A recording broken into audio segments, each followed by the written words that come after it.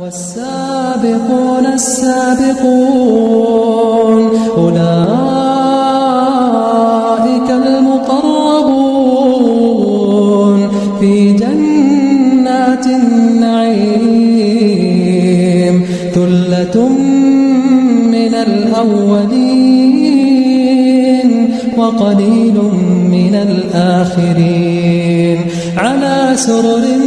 موضونة متكئين عليها متقابلين يطوف عليهم ولدان مخلدون بأكواب وأباريق وكأس من معين لا يصدعون عنها ولا ينزفون وفاكهة مما يتخيرون ولحم طير مما يشتهون